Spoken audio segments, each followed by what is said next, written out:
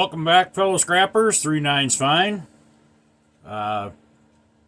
If you're new to this channel, welcome. If you're a subscriber, you've watched my previous videos, welcome back. Glad to have you. This morning, we're going to do something that I've never done before. I had a couple of ideas lined up for videos. I've got a couple of things that I want to scrap out and record and show you guys what is in there. In an effort to make this channel as educational as possible, even though it's not an educational channel, I wanted to acquire some more. We're just going to let this be a little teaser, but I've got a couple of things that I have, but I want to find different variations of them, so you can see the different progressions throughout history on how these things have been made and how to scrap them out. So, yeah, a couple of things that are coming up that should be fairly interesting.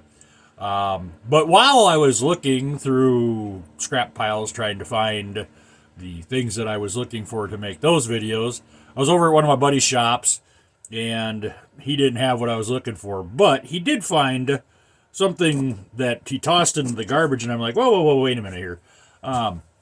Never scrapped one of those out before.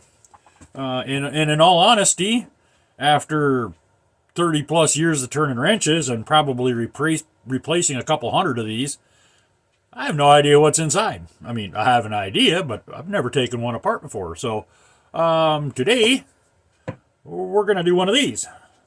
Now, what in the world is that? Well, for those of you who don't know, this is a fuel pump.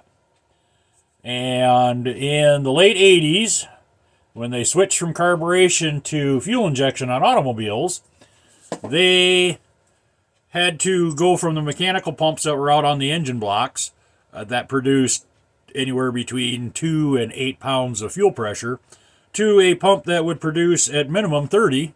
And most vehicles require far more than that to start. Nowadays, they have fuel pumps that push out 1,500 psi. But these in-tank filters, or these intake pumps, and that's what this is one that goes in the gas tank.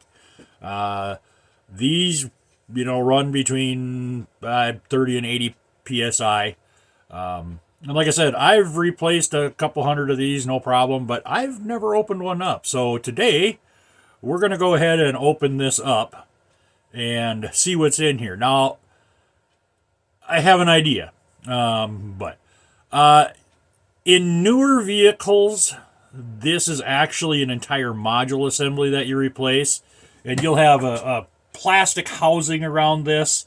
Your float will be here that tells you how much gas is in your tank and your sending unit for that, and there is a filter in that housing, and then, of course, your electrical connectors come out of that when it goes into your tank.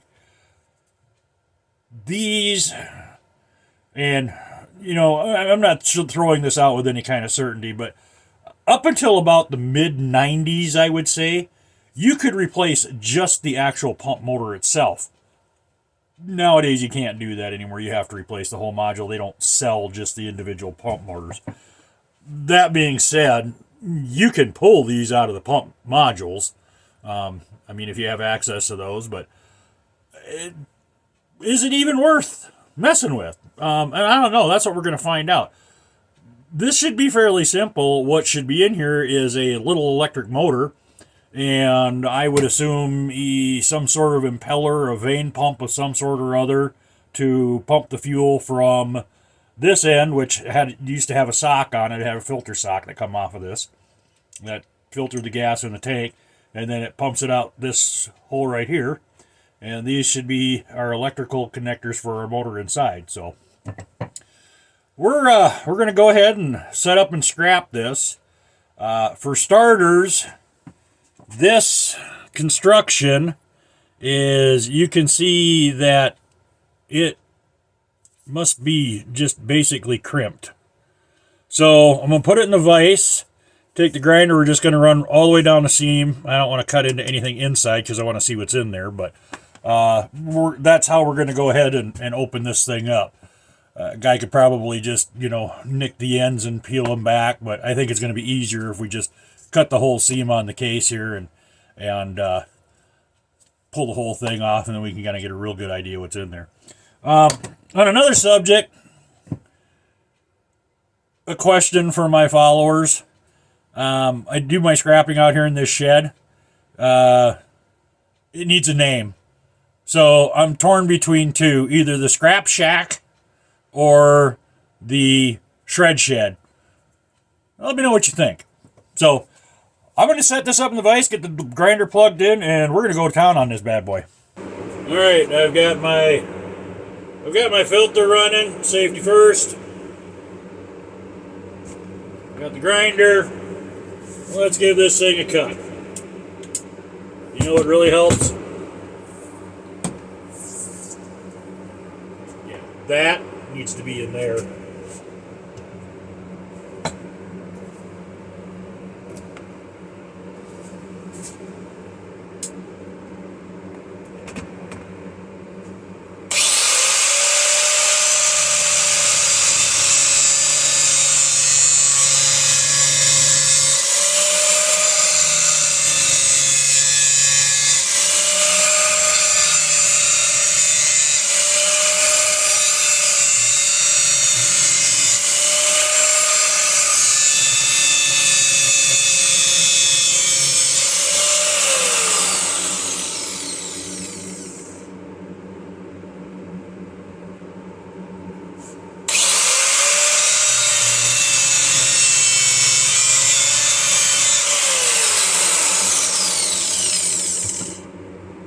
Alright, we've made it through.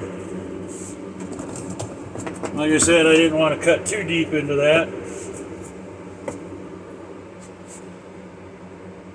We may not have made it through. Let's get in there with a screwdriver and try to pry this open.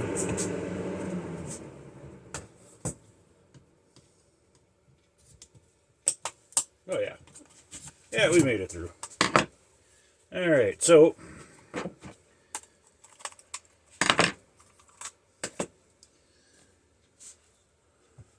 there we have some brass, and it's going to be brass right there, I'm guessing. And these are our motor brushes. So yeah, there's an electric motor in here.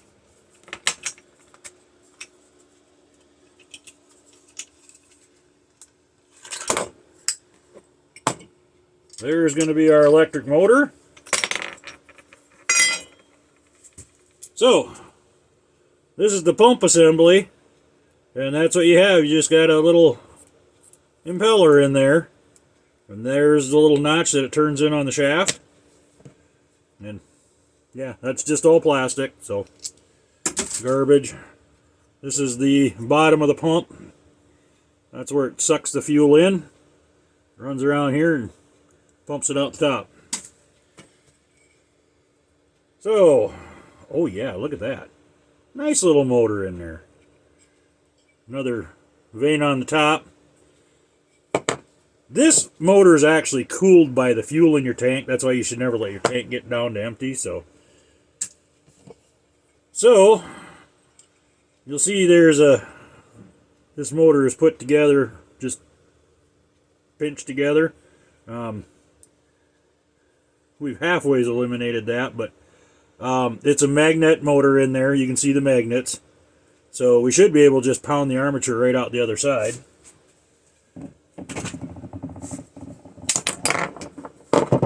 That happened a lot faster than I thought it was gonna.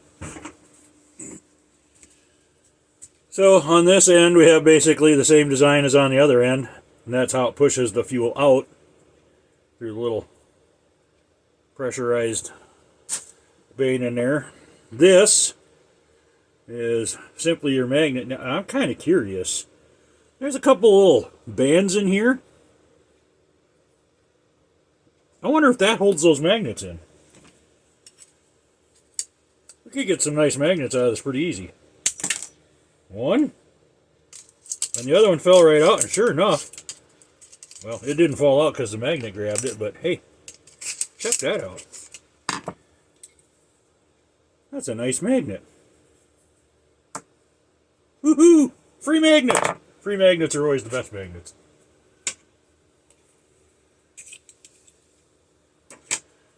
And this is obviously steel because those magnets stuck to it, so we're going to throw that in the steel shred. That was steel. Throw that in there. Little clips for steel. I think I lost one of them. Maybe I didn't. I don't know. So, at this point in time, a little bit of brass on here and our brushes. And as much as I hate just beating on things with a hammer, I think that may be how we have to get those out of there, is just a hammer and chisel or whatever and break the plastic up. I don't like plastic flying around all over my shop. So, nice little armature in here. This is one of those that's easy to strip again because there is no glue and no varnish on this. And if you've watched my armature video, you'll see how to do this. I'm going to do it off camera, but I'm going to find the outside winding, which I think it might be that one right there. Then I'm just going to clip the wire right off of the commutator here. And I'm just going to unwind this. So, yeah, not a whole lot to these. I'm going to unwind this little guy off camera. And we'll take a look at a little pile of copper that I get when I come back. But quite simply, not a lot to them. It really wasn't difficult to scrap that out. Even shooting the video, this thing took, what? I'm at 6 minutes right now on this. With a lot of explanation. And you can knock these things out in 2 or 3 minutes if you're really going at it. Not real common to come by, but if you do, it's probably worth a few minutes to tear it apart. And like I said, you'll have a little brass in there. And that might even just pop right out. I don't know yet, but I'll tear this stuff apart and I'll come back and show you what we ended up with. Okay, so I got the armature unwound, got the commutator plates off. I was able to get that piece of brass out. That was pretty simple. I just went through the hole on this end with a punch and it popped right out the other end. So this stuff, nope, not happening. I spent 2 or 3 minutes messing with it and it's not going to work. So let's show you what we got here. So there's our little piece of brass. See about how big that is. And there's our copper wire. Nice little pile of copper wire there. And these are the little pie pieces that were on the armature. That was easy enough. They snapped right off with the needle nose plier, and then I just took a side cutters and kind of crisp. You can see on that one right there, if I can get it to focus. You can see the marks going in 2 directions on these. And I just took a side cutters and clipped one way, clipped the other, and all the plastic came right off of them. So yeah, did we get rich? No, not by any means. Was this a fairly simple scrap project? Absolutely. That's what micro scrapping's kind of about. You know, just little peace and quiet and scrapping some stuff and a little bonus out of the deal when you're done. So anyway, that is an electric fuel pump scrapped out. Once again, if you've liked this video, please like and subscribe. And until we meet the next time, happy scrapping.